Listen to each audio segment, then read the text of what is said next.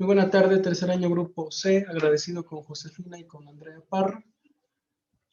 Vamos a trabajar el día de hoy, de manera brevísima, los conceptos impuestos y contribuciones. Para esto, ya habíamos hecho un encuadre 3 sesiones atrás de este gran tema y sin duda es algo que ustedes han vivido desde el propio periodo de gestación cuando fueron concebidas. Hemos sido garantes, hemos sido receptores y pagadores de impuestos en toda nuestra vida. De esta manera, la contribución es el concepto más adecuado para poder referirnos, llámese a contribuciones de mejoras, llámese a un derecho, a una aportación a seguridad social o a un impuesto. La pregunta divisora es, ¿qué es más importante, la contribución o el impuesto? Y aquí es a donde nosotros vamos a calificar que los elementos de las contribuciones, como los ven en esta lámina, son el objeto. ¿Para qué dedicas o para qué destinas o para qué obtienes el dinero como Estado que tú le vas a solicitar a la persona física o a la persona jurídica? Los sujetos, ya las dije. Tú vas a pedir que pague contribuciones una persona física o una persona jurídica. Y obviamente en ese mismo campo vamos a tener personas exentas a pagar esta contribución. ¿Qué es exentar entonces? Reunir ciertos requisitos que te pida la ley para efectos de que no pagues precisamente esa contribución. Siguiente elemento es la tarifa. La tarifa es la cantidad de dinero que yo tengo que generar, tengo que provocar para efectos de captarlo del contribuyente y ahí entra la época de pago. Cuando él o cuando ella me tiene que hacer el depósito o el pago de esa contribución, so pena de que se genere la infracción, considerada como la multa, como el recargo, por no haber cubierto esa obligación el sujeto llamado persona física o persona moral. Y si aún así reincide en no pagar la tarifa y la infracción, vendrá la sanción del Estado. Y puede ser desde un requerimiento, desde un embargo de bienes muebles, de bienes inmuebles, desde la extracción con auxilio de la fuerza pública de bienes muebles del domicilio fiscal que tenga registrado el contribuyente, o en su caso el remate en la moneda pública de bienes muebles o de bienes inmuebles. Por ello es que el Estado precisamente tiene este tipo de funciones con la intención de generar obras como es la infraestructura, la provisión o previsión de servicios de salud y educación, entre otros. Por eso es que para hablar de contribuciones, nosotros vamos a dejar ya fijo en términos del artículo 2 del Código Fiscal de la Federación los 4 tipos de contribuciones que tenemos. En primer lugar, recitaba los impuestos. Enseguida, las contribuciones de mejora, los derechos y obviamente los impuestos.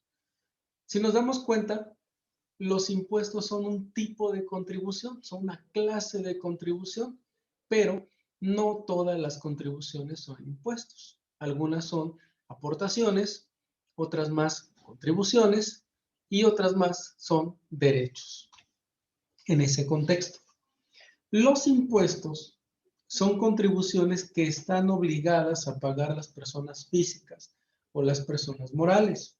Tenemos como ejemplo en esta lámina el impuesto sobre la renta, el IVA, el IEPS y el INSABI. Es decir, cuando yo trabajo en una empresa, tengo que pagar ese impuesto sobre la renta. Cuando yo tengo o celebro un contrato de tipo mercantil, de manera directa tengo que pagar ese impuesto al valor agregado, o cuando adquiero alguna mercancía, algún producto, de manera indirecta, me cobran ese producto, me cobran ese 16%. El impuesto sobre la renta lo veremos más adelante en el capítulo que le corresponde. Es la obligación directa de nosotros los contribuyentes a rendir una declaración cuando exceda lo que ganamos al año de la cantidad de 400,000 pesos. El impuesto al valor agregado, de manera directa o de manera indirecta, es el 16% de lo que yo esté generando como un activo o una ganancia. Y el IEPS varía mucho del 3 al 6, al 9, al 26, al 35%, sobre todo en productos que consumimos a diario nosotros.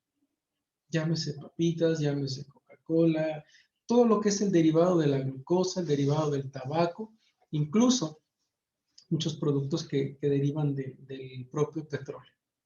El ISAM, bueno, es un producto, es un impuesto que deriva precisamente de la adquisición de bienes, de bienes inmuebles.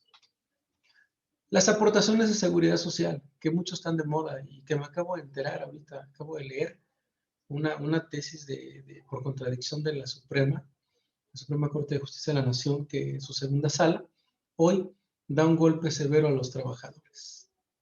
Antes cada uno de nosotros podía, desde 2016 hacia abajo, con las aportaciones que devengara, generar lo que es el concepto de su pensión por viudez, la pensión por orfandad, la pensión por jubilación o por casos de lo que sea una enfermedad general, cuando te pensionas por enfermedad general o por enfermedad profesional, o en el caso de una muerte. Esas eran las pensiones conforme al salario que tú habías cotizado.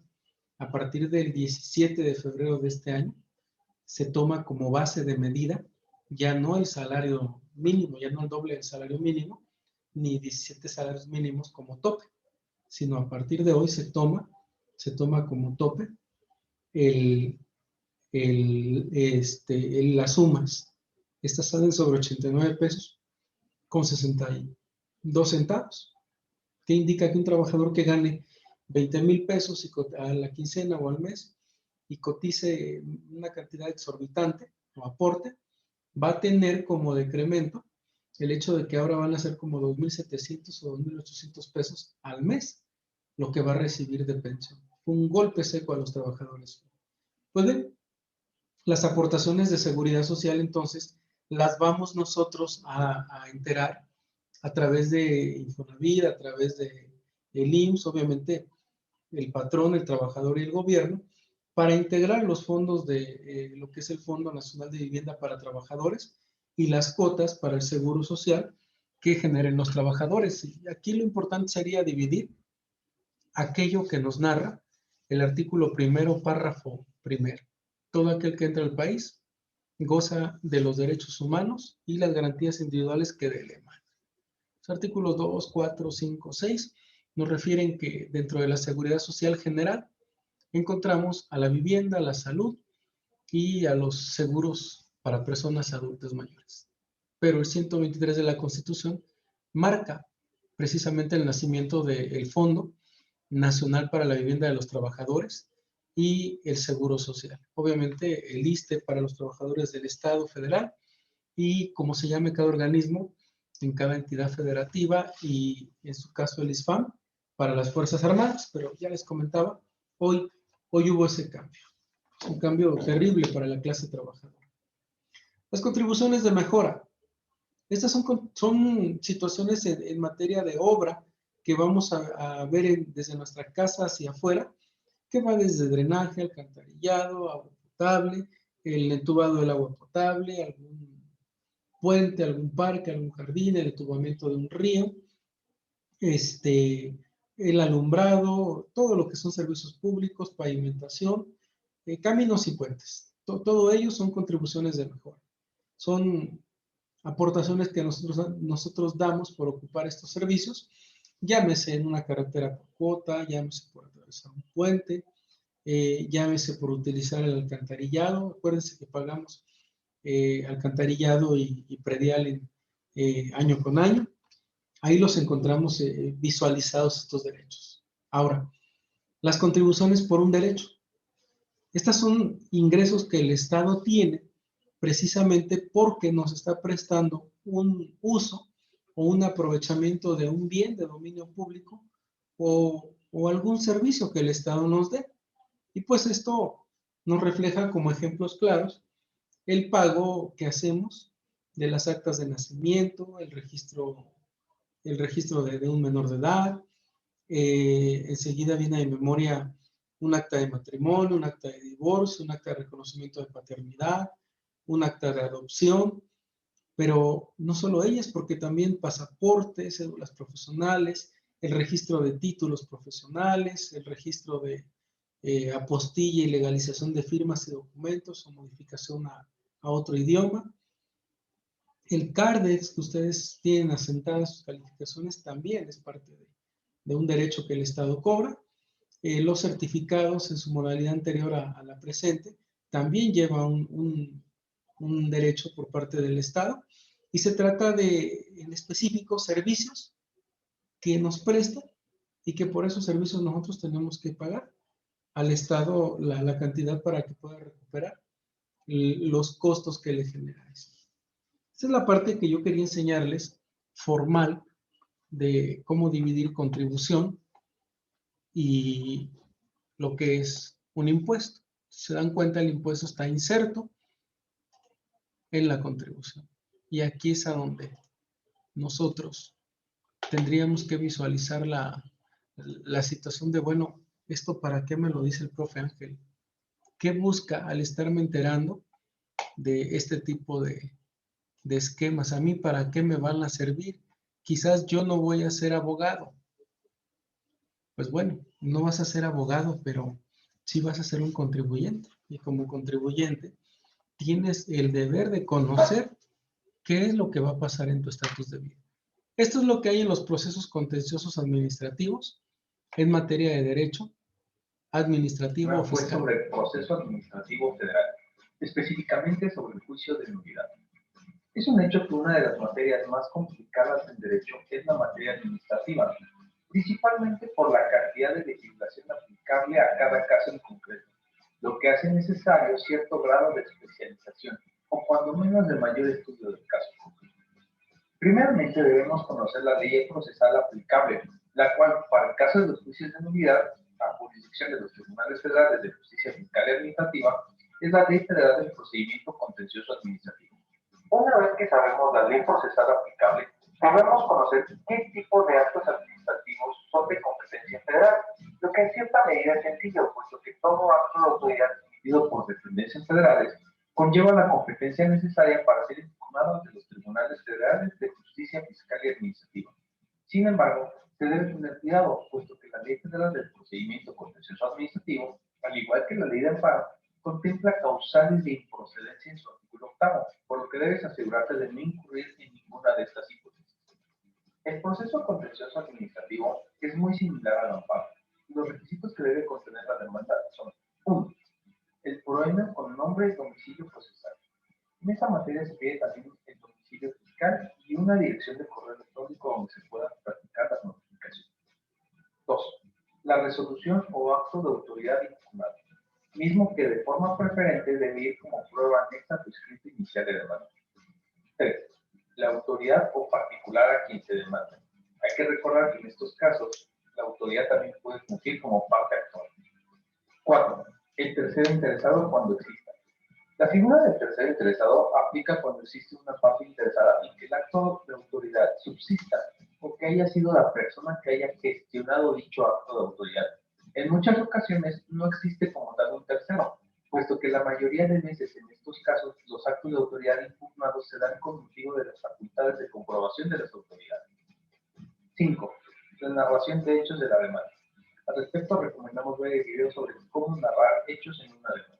Voy a regresarme un poquito para explicar. 5. La mayoría de veces en estos Aquí casos, lo que van a encontrar en el punto número 1 de una demanda, lo que se conoce como proemio, es la parte donde va el nombre de aquel que está demandando. Voy a poner el ejemplo.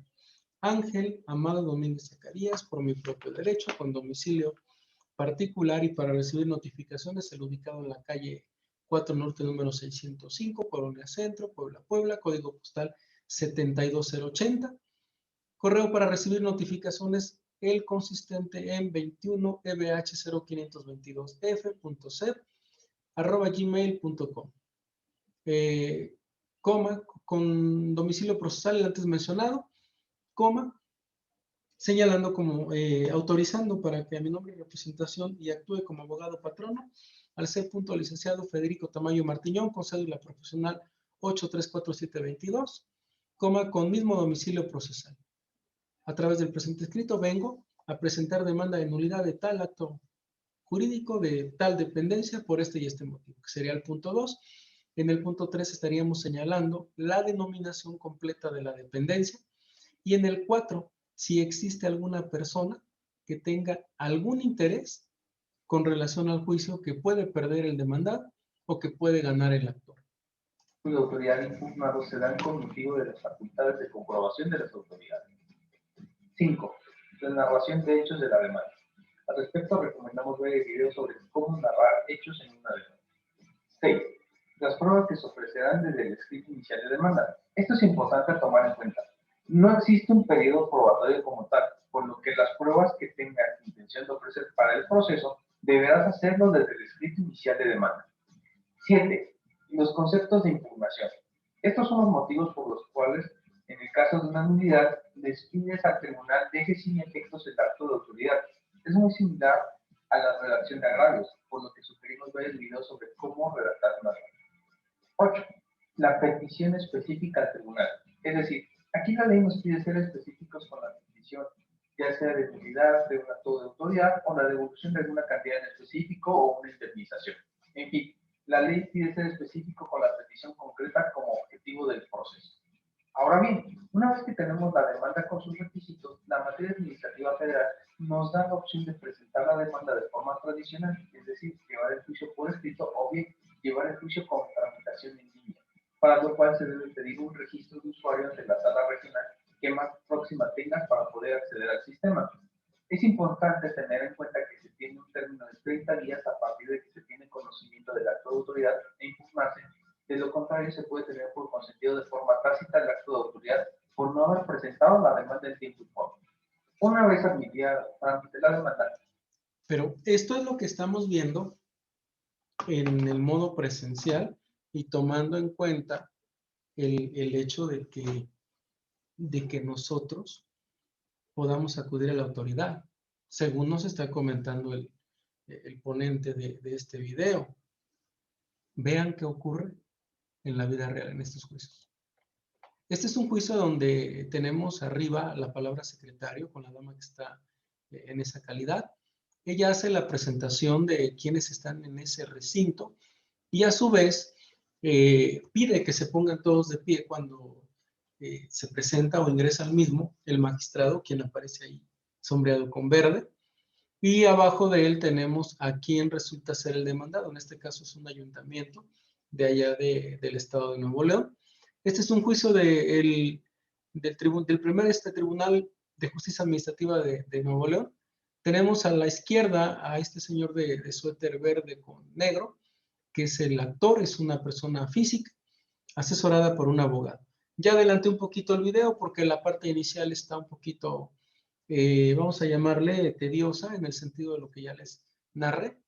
Vamos a ver algunos minutos para que puedan ustedes vislumbrar por qué es importante conocer diferencias entre un impuesto y una contribución. 51 años, estado civil, casado, profesión, técnico, lugar y fecha de nacimiento, Monterrey, Nuevo León.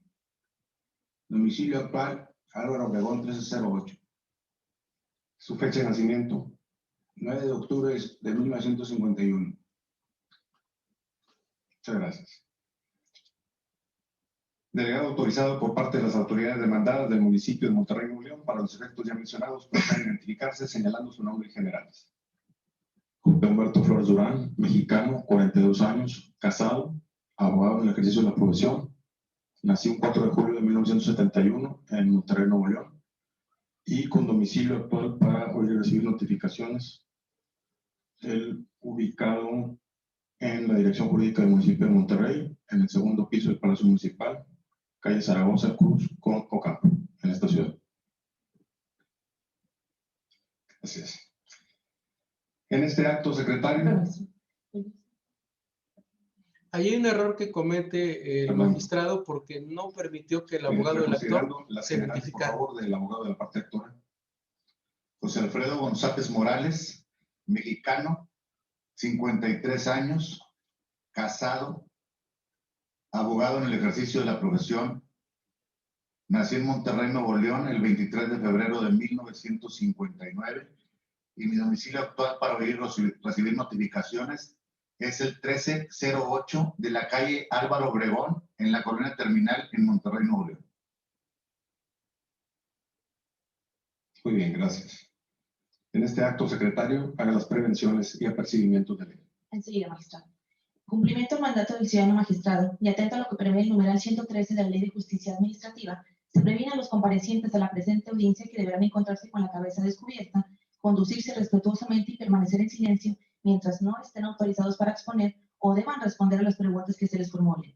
No podrán provocar molestia, ofensa o adoptar comportamiento intimidatorio o provocativo contra el decoro, ni producir disturbios o expresar de cualquier modo manifestaciones o sentimientos, apercibidos que en caso de interrupción, y acatando lo dispuesto en el numeral 122 de la ley de mención, se les aplicarán las correcciones disciplinarias contenidas en el artículo 31 bis 3 de la citada ley, consistentes en fracción primera, apercibimiento, prevención; fracción segunda, multa que se aplicará en caso de reincidencia y cuyo monto se fijará de acuerdo con el artículo 31 bis 1 de esta ley, que podrá ser de 5 a 120 cuotas, es decir, de 323 pesos 80 centavos a 7,771 pesos 20 centavos, observando para ello lo dispuesto en los artículos 21 y 22 de la Constitución Política de los Estados Unidos Mexicanos, precisando que actualmente una cuota equivale a la cantidad de 64 pesos con 76 centavos, acorde al salario mínimo general diario que rige en el área geográfica del lugar de residencia de este tribunal. Asimismo, hago mención que en caso de persistir se ordenará la expulsión de esta sala, ya que conforme a lo dispuesto en el artículo 112 de la presente ley, el ciudadano magistrado cuenta con el poder de policía y disciplina de la audiencia. Igualmente, se les hace saber, para el caso de no guardar la consideración, respeto y obediencia debidos a este tribunal, que se procederá a su arresto por un término de 6 horas, tal y como lo dispone en la fracción cuarta del ya referido artículo 31 bis 3 de la ley de inconveniente. Es todo, magistrado. Gracias. Parte actora, ¿han quedado claras las explicaciones hasta aquí expuestas? Sí. Sí. Delegado autorizado, ¿han quedado claras las explicaciones hasta aquí expuestas? Sí, señor magistrado. Gracias. Secretario, ¿existe hasta este momento alguna promoción presentada por las partes? No, magistrado, ninguna promoción relacionada con la audiencia. Gracias.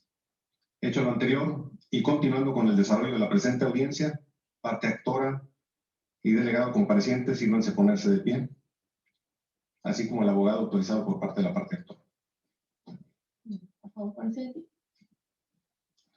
En este acto, y en cumplimiento al artículo 121 de la Ley de Justicia Administrativa vigente, se les hace saber que intervienen en un procedimiento de carácter judicial, por lo cual deberán protestar que se han conducido y se conducirán con verdad dentro del mismo, apercibidos en este acto de las penas que impone el Código Penal del Estado de Nuevo León a las personas que incumplen con este deber.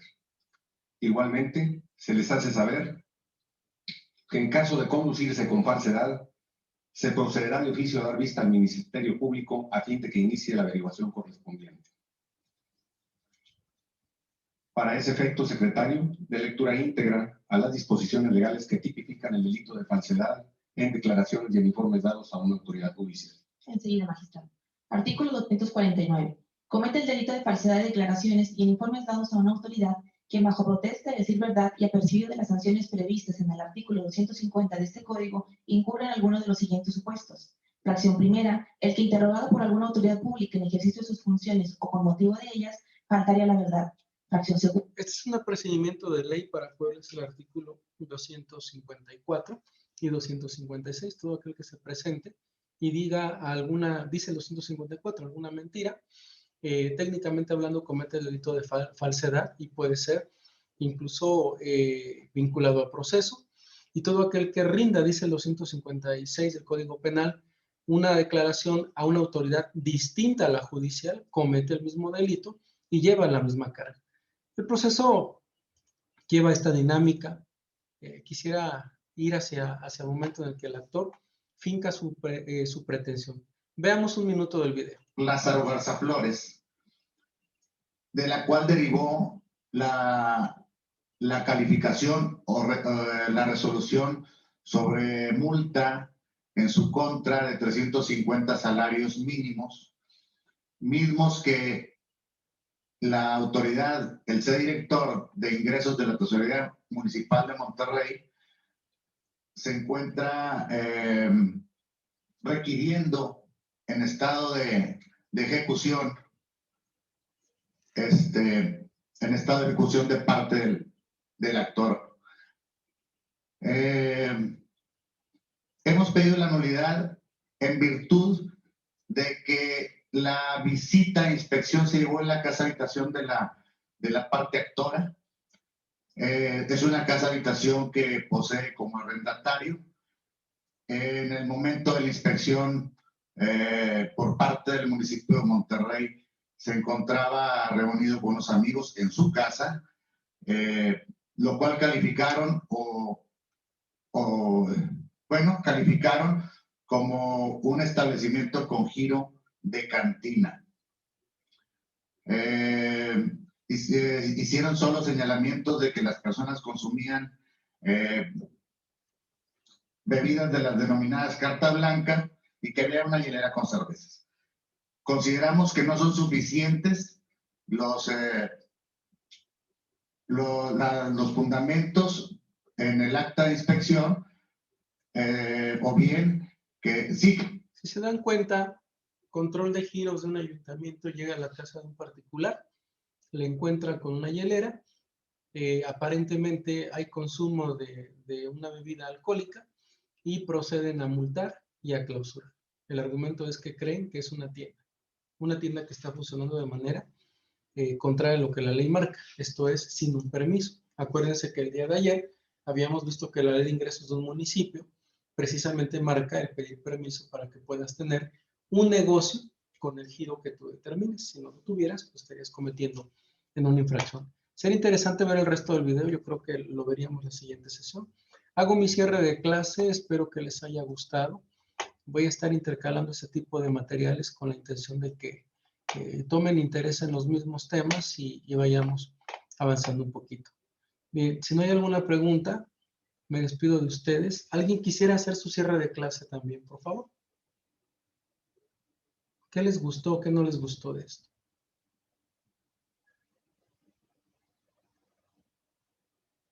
¿Nadie? Bien, cierro la sesión entonces. Gracias y muy buena tarde a todos. Hasta luego.